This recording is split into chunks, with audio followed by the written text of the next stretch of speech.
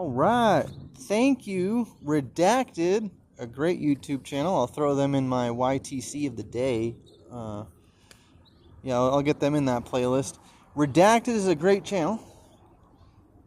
They just came out with a chart that shows 12% of Republicans trust the general media, whereas more than 50% of Democrats trust the media, like CNN, ABC, Fox.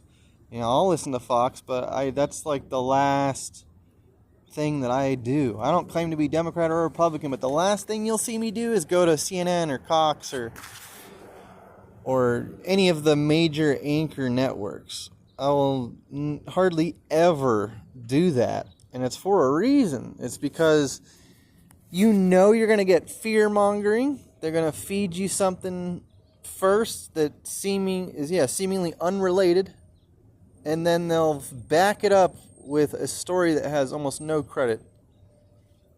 They have a way of lacing their stories together to where you just eat them up, no question asked. And you turn the TV on with your breakfast, take a shower, you just do this little, it's just bonus, right? And you trust it. So what am I getting at by bringing this up? I'm getting at that when this country fully tanks, and when everybody's fighting each other, when nobody's money is worth anything, and you can't even go to a bank for any reason, and you have to trade what's currently in your holdings, and you don't have any money, then the United States will realize that it was the Democrats who trusted the general anchor media that brought this country down, just gawking, eyes and mouth wide open, swallowing every bit of word vomit, word salad, and just utter bullshit coming out of Kamala's mouth. All the Democrats just sitting there with their mouths and eyes wide open, just eating it all up. Give it to us, Kamala. Even though we know for a fact that of the Democrats, even though it's 50%, there's a percentage of the 50% that is 100% paid off.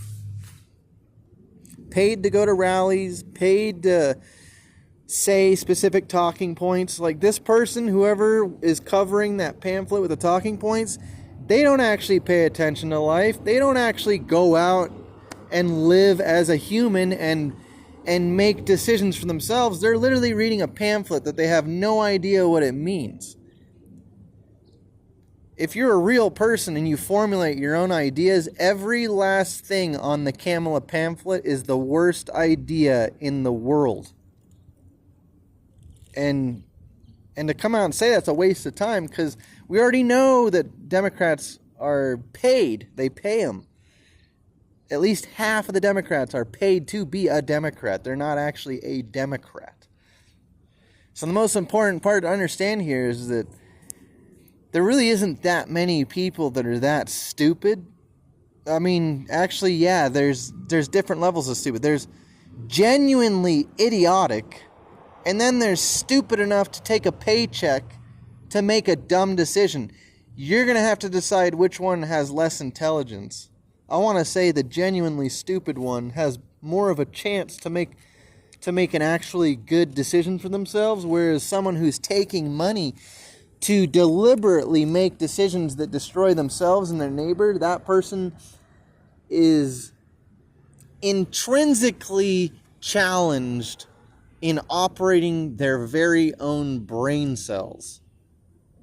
They do not autonomously control and manipulate their own brain cells. They are attached to the political machine remotely, and all they do is wait for signals to come in, and that's it.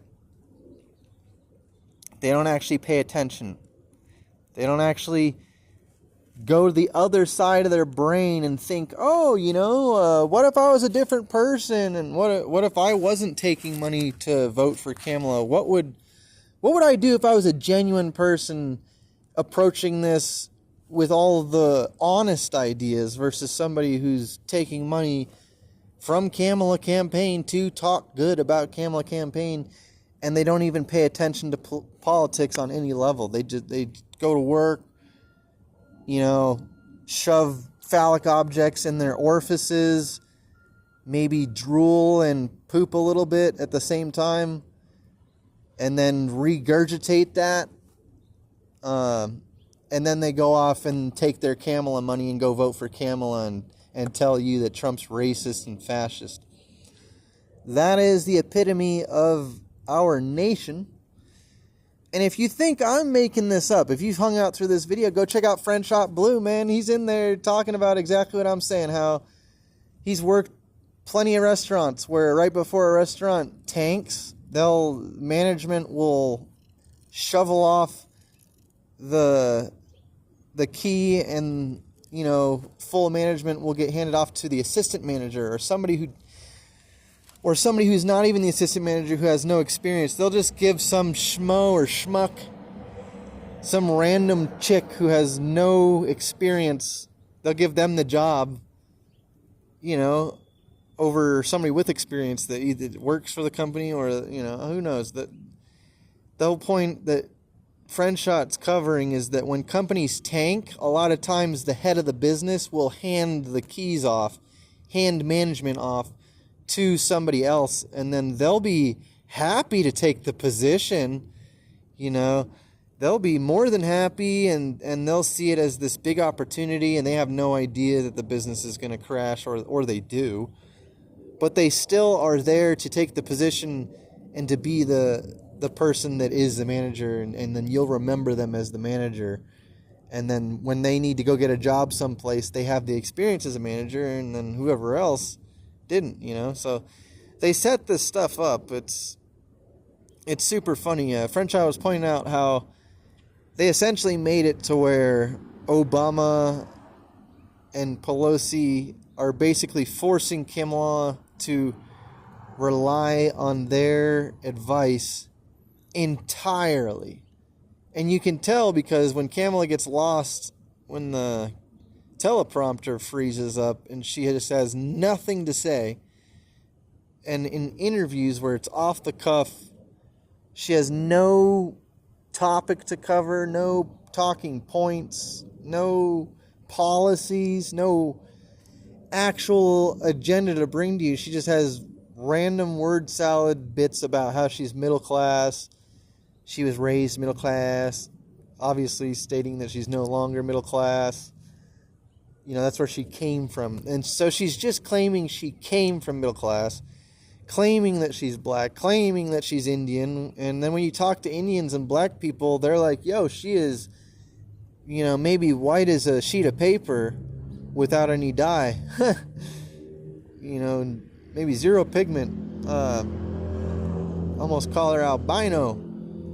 By the number of black people and indigenous peoples that were posting as soon as Obama tried to blame Kamala's poor performance on, of all people, and when Kamala starts failing, of all people to turn to, and of all people to turn to, of all groups, Obama turns to black people and gets thousands of shorts and TikToks talking mad shit.